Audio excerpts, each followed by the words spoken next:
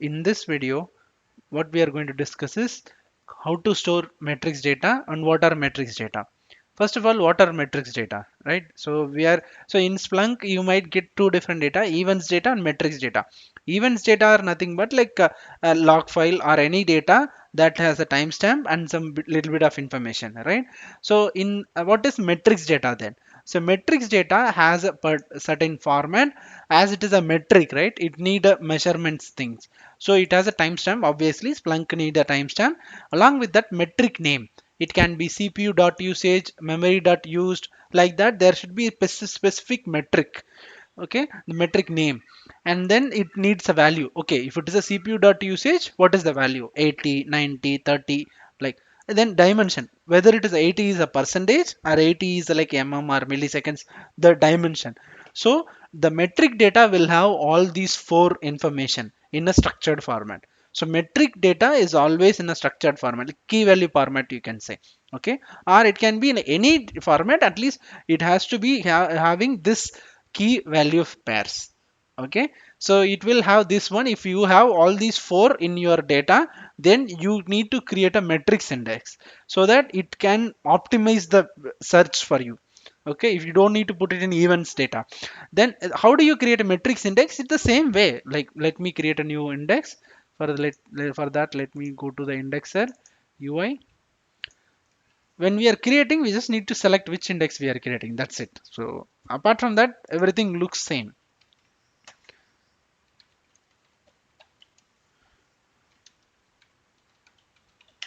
Yeah, logged in. So go to settings, indexes, see new index. When you are creating index, you see it is asking metrics.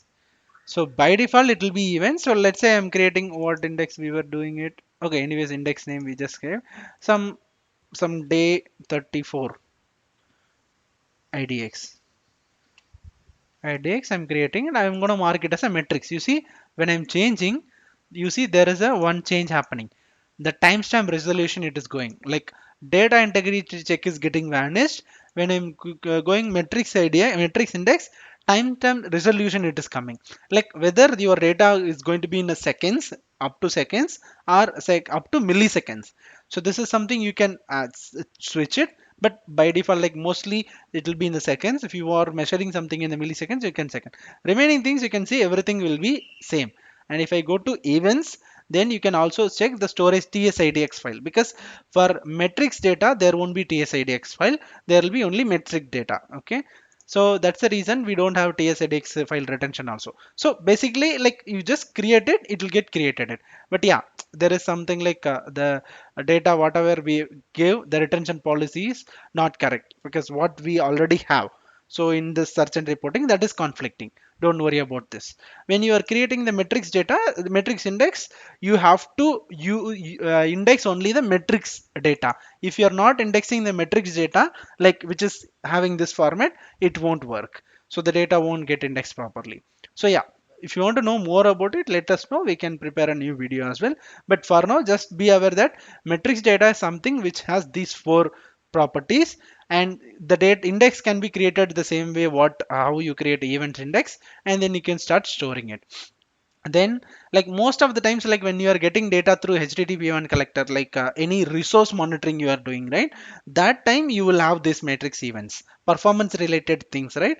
Those will be metrics. So because metrics we will use to measure some performance or the behavior, right? So that times like you will use this metrics data. Okay, and like a query, yeah, when you're using a query, as this is a performance measurement, everything will be in the dimensions and values, right? So mostly we will use the statistical functionalities. So for this, there is a mstats command, not there was a stats and t stats, right? Like that, we have a mstats command.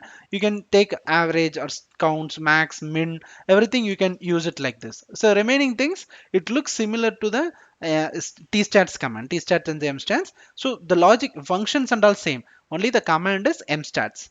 Okay, you should use mstats command for optimized queries. That will be very faster compared to even stats. Yeah, in a real time scenario, this is how they will say, like they will, if you are, whenever you are storing a cpu memory network latency metrics data, you good to use a metrics index, like, and then use mstats queries, and you can raise alerts for high cpu, all those things. So in this kind of scenario, you can use metrics index.